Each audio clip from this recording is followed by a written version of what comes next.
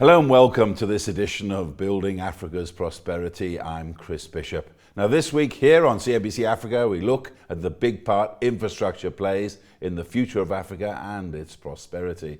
There is no doubt a huge infrastructure gap on the continent. COVID-19 is likely to make it worse, a lot worse. So what can be done at a time when the continent is looking to gear up for the exciting African continental free trade area? Well, I have two infrastructure experts on the line, Dr. Tawela Nyirenda-Jere. She's the head of economic integration at the African Union Development Agency, NEPAD, in Pretoria, and Mapolao Mokoena is the director of infrastructure at the South African Development Community. So just to start off with you, Mama Mokoena, exactly how big is this gap we're facing? I remember the World Bank coming out with figures putting into hundreds of billions at the World Economic Forum a couple of years ago. Surely that gap is even bigger now. Indeed, the infrastructure gap is huge, not only in SADC, but also for the whole continent. But maybe before I come to the size of the gap itself, let me indicate that indeed we do have regional frameworks which guide us in the developmental agenda of infrastructure and regional integration in the region. One key framework is the SADC Infrastructure Development Master Plan, which was adopted by SADC heads of state and government in August 2012 in Maputo, Mozambique. This was developed and adopted for the purpose of guiding the region's infrastructure development and rehabilitation program up to 2027. So our member states do, yes? No, if I could come to you, sorry, Tawela now in Pretoria at NEPAD. Again, you know, this is a large infrastructure gap which must be of a concern to your organization, and also for the robustness and the strength of the economy in Africa. What do you think can be done about it? So I think maybe just to circle back a little bit to the question that you asked, I think, yes, the gap is a huge one. It is in the region of, close to $100 billion, I think, at the last estimate. But I think it's also important to note that the infrastructure financing trends across the continent have been steadily growing.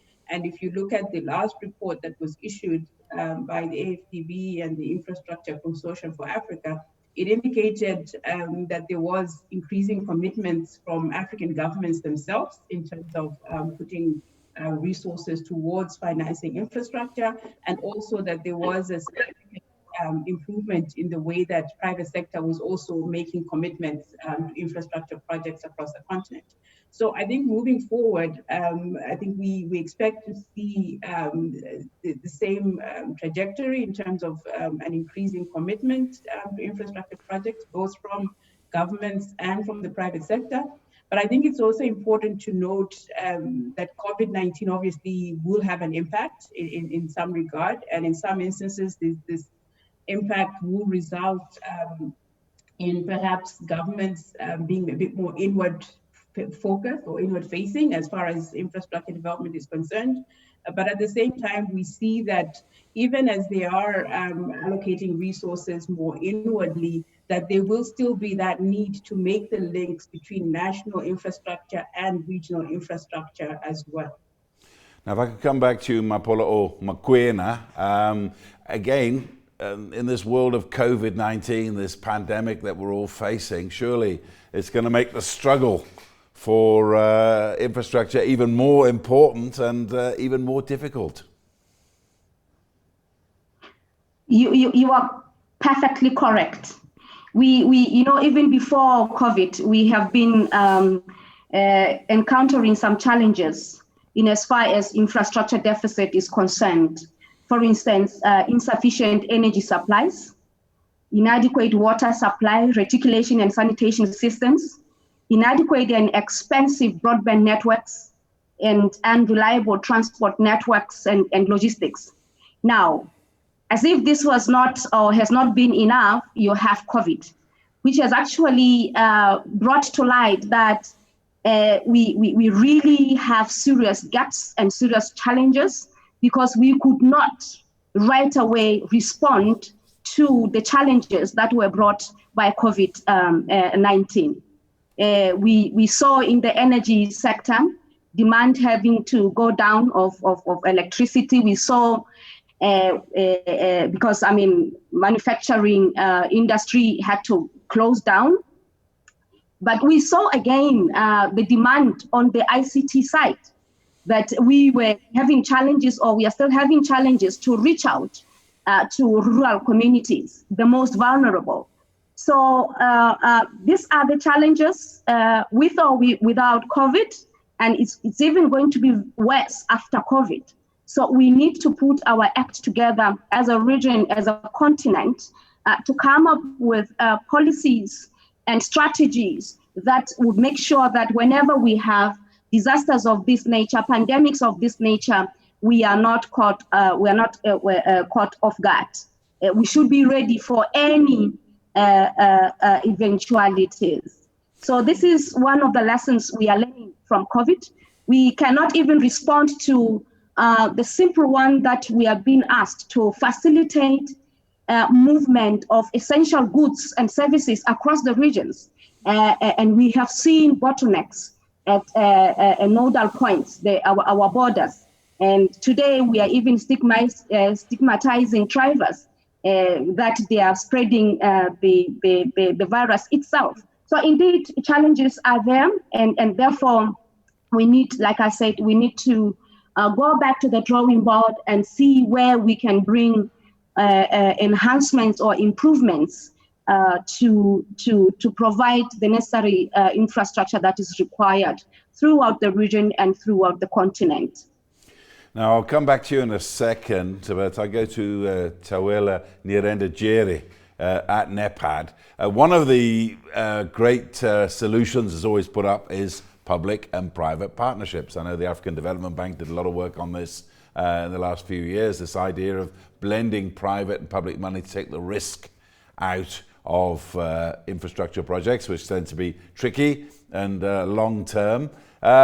Surely, one thing I'll say to you, Tawela, is that that's going to be very difficult in a world where, as we just mentioned about COVID-19, where this economy alone is expected to contract by like 8.5% in the next year. There won't be that much private money around, surely. So you're correct, Chris, in a way, in terms of the fact that with the shrinking economies and the fiscal space also shrinking, that it will be challenging, I think, in terms of how we finance these big projects. One thing that I want to mention, perhaps before I address your question directly, is to maybe highlight the fact that at the moment, AUD and NEPAD, working in collaboration with other partners, we are working on the next phase of Africa's regional and continental infrastructure priorities through the Program for Infrastructure Development in Africa, PIDA. And one of the things that PIDA is underpinning in this next phase is looking at integrated approaches to how we develop infrastructure. So looking at multi-sectoral approaches, but also looking at how we link infrastructure development very specifically to socioeconomic development. So what we are expecting to see in such an approach is that on the one hand, we're looking at issues of resilience and how we make our infrastructure more resilient, but also looking at how do we identify a pipeline of priority projects that already has looked at this issue of private sector engagement and the investability of these projects. So as these projects are being screened and selected, those are some of the things that are going into play in terms of making sure that the projects are resilient, that they have the potential to attract private capital, but that they also have a significant linkage to national and regional socioeconomic development. With COVID-19, we have also realized then that we will need to now think about how do we now mainstream health very strategically in the infrastructure projects to specifically address some of the issues that director from SADC was highlighting about, the movement of goods, people and services across borders. How do we make sure that our infrastructure actually is resilient and can withstand and support such movements? Now, regarding the issue of capital, yes, the fiscal space will contract, but we also see that perhaps this is an opportunity for those investors that have patient capital that can actually be invested in these projects to actually look at longer term gains as opposed to short term gains. So I think the strategy will be to see how do you actually balance that in terms of being able to attract that kind of capital. Now, within AUD and NEPAD, we are working very deliberately on the Africa Infrastructure Guarantee Mechanism as a way of also being able to mitigate some of the risk issues that arise from the investment in these large-scale infrastructure projects. Well, if I can come back to Mapolo Mokoena in Gaborone there. Again, obviously NEPAD's making attempts here to try to balance the risk and try to attract more capital into infrastructure, something that the economy can't get enough of clearly in the future. But in terms of that, infrastructure projects, they're still very long term. They take a long time to get your returns back. Thirdly, they're also, they can have all kinds of problems in terms of tensions between the public and the private partner. Well, what are your hopes that this infrastructure gap can be filled? Thank you once again, Chris. Indeed, we do have a number of mechanisms we are attempting to put in place in the region to try to address the infrastructure gap. Indeed, the issue of financing is key. In addition to making sure that we do have a robust bankable pipeline of bankable projects. One, we are working very hard on making sure that projects are prepared and they reach bankability stage. Bankability and ensuring that indeed once they reach bankability, you can invest in them. So we have put our own mechanism, the SADC Project Preparation and Development Facility, to do exactly that, to make sure that we do have a healthy pipeline of bankable projects. We are working closely with other project preparation facilities because, of course, resources are never enough. For instance, the NEPAD IPPF, we are working closely with AUDA NEPAD. We are working closely with we have our own initiatives in the water sector. We have the water fund. We have one on climate resilient infrastructure development facility. So we do have quite a number of these facilities which ultimately will ensure that we do have a healthy pipeline of bankable projects. But in addition to that, the region is hard at work trying to operationalize our own SADC Regional Development Fund. We having challenges, it's taking long. However, we are hopeful that in the near future, this fund will be up and running. We are hopeful that once this fund is up and running, we should be able to attract more financing into, amongst others, infrastructure. Infrastructure is one of the windows of the Regional Development Fund, including industrialization and other windows. So we believe that a regional approach can help overcome constraints relating to absorptive capacity at the level of member states. And in order to ensure effective implementation and absorption, there's need to scale up capacity of implementing agencies alongside scaling up financial resources, and a regional approach would provide such opportunities.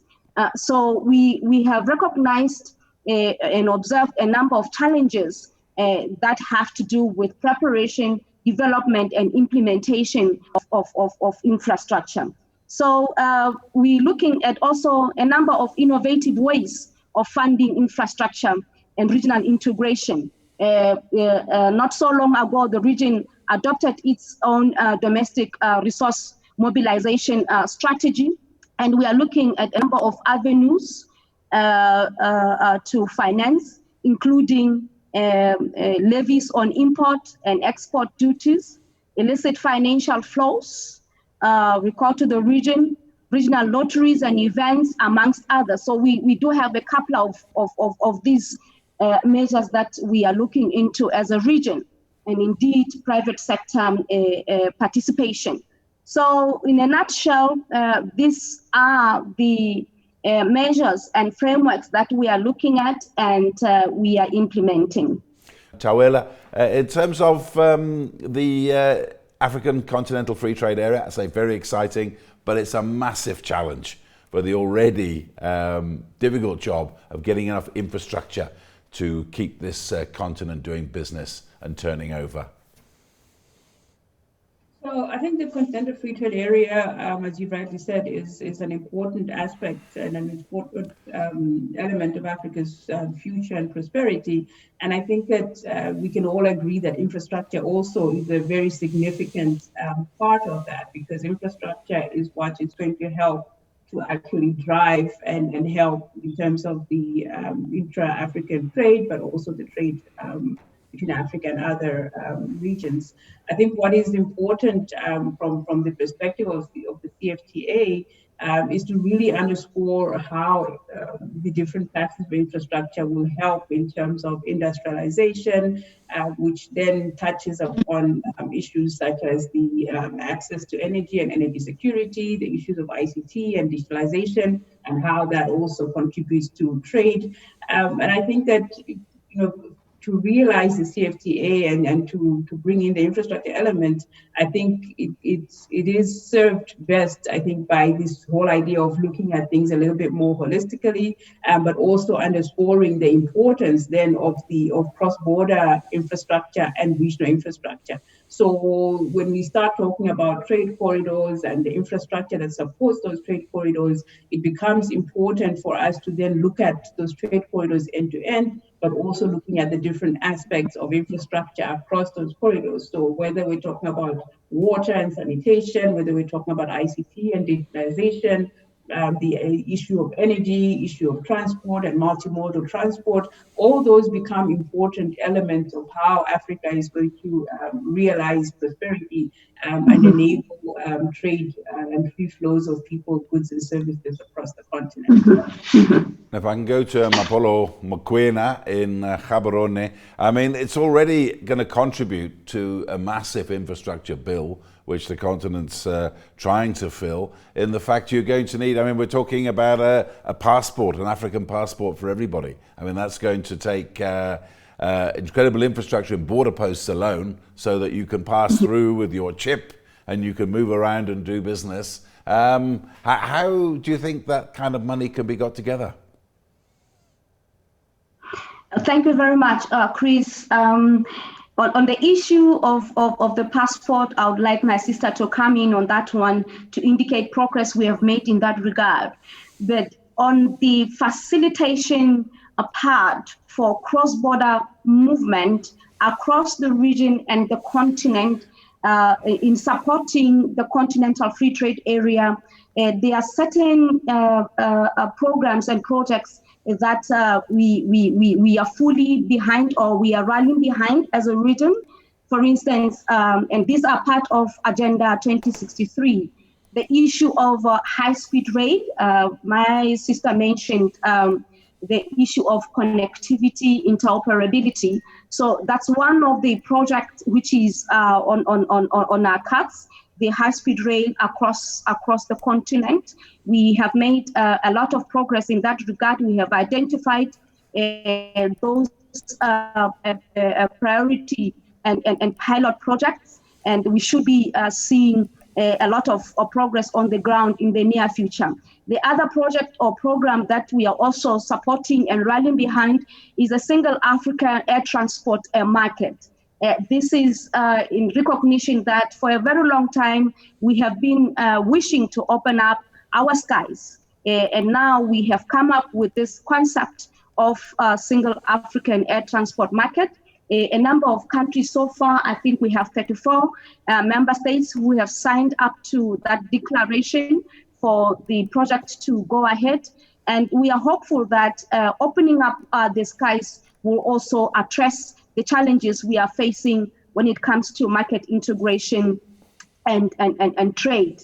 And the other one is improvements on the Trans-Africa Highway, which now passes or traverses a number of critical corridors in the region to ensure that there is smooth transportation of goods and services across the continent, as well as the SADC region. The issue of smart corridors, we believe that that's one concept that has to be fast-tracked. Bearing in mind, time is of the essence. We had the new Secretary General of the African Continental Free Trade Area on this very channel just a few weeks ago, and he was saying July the 1st, they're still hoping to launch despite everything that's been happening in the last few months. How likely is it, you think, this kind of massive infrastructure program can be kick-started to meet the challenge?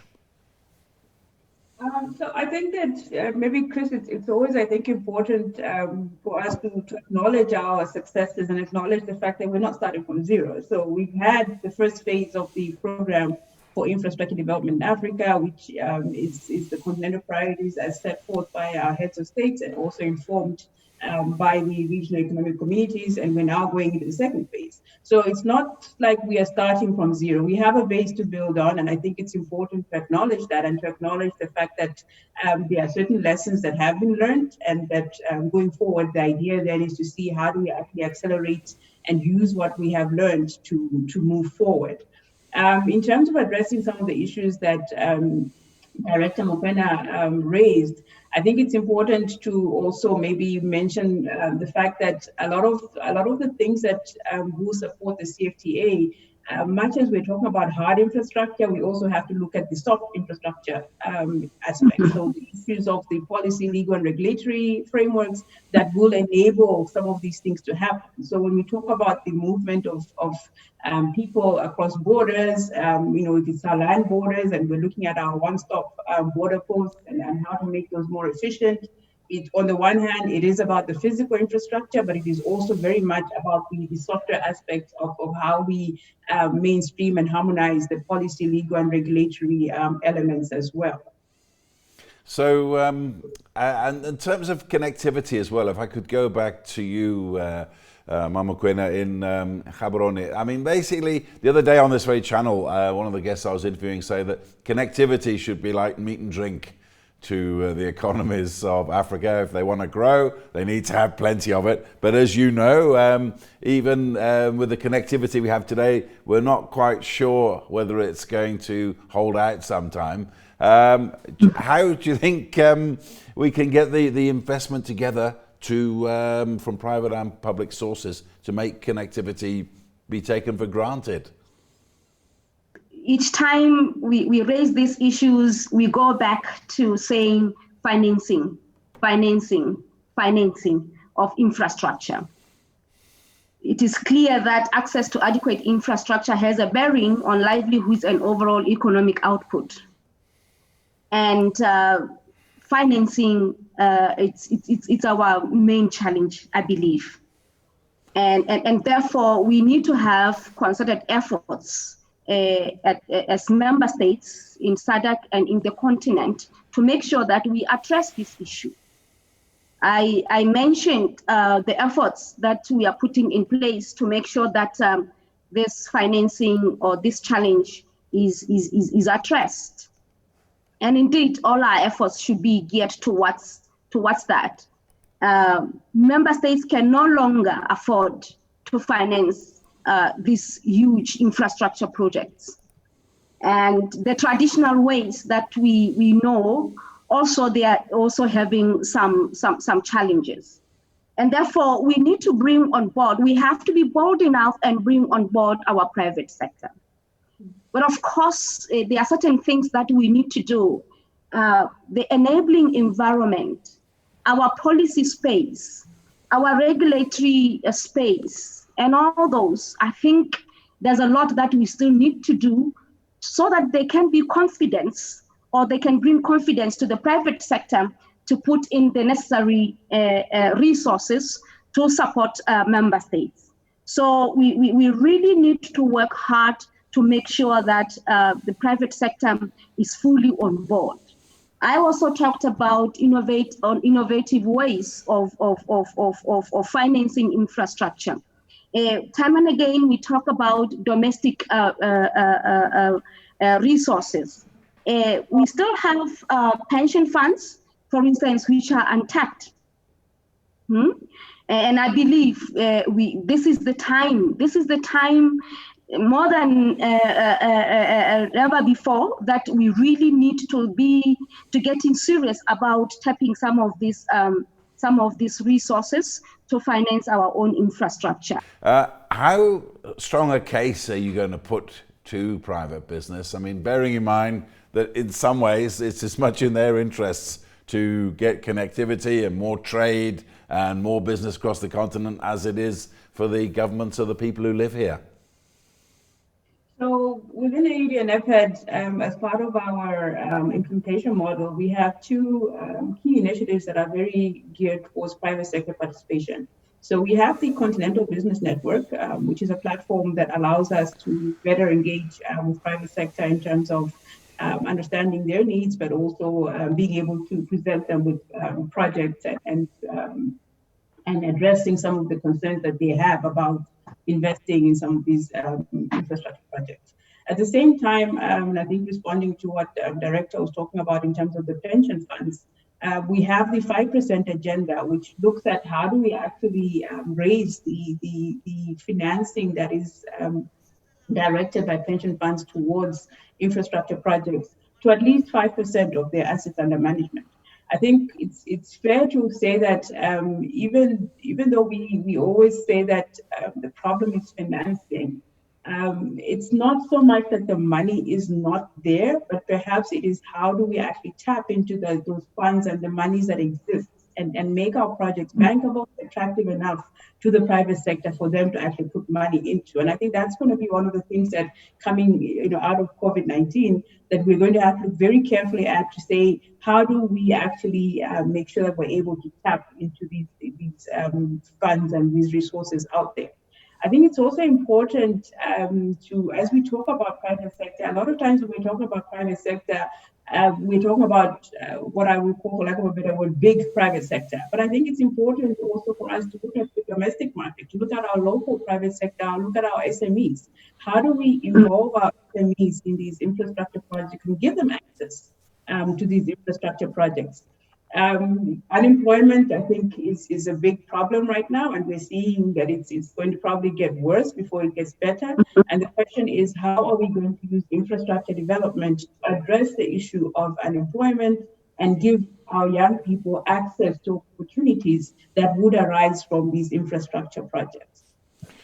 Thank you very much indeed, Dr. Tawela Nyirenda-Jere, the Head of Economic Integration at the African Union Development Agency, NEPAD, and Mapula Mokoena, the Director of Infrastructure at the South African Development Community, coming to us there from Gaborone. I'm afraid that's all we've got time for on this edition of Building Africa's Prosperity. From me, Chris Bishop, and the team, it's goodbye.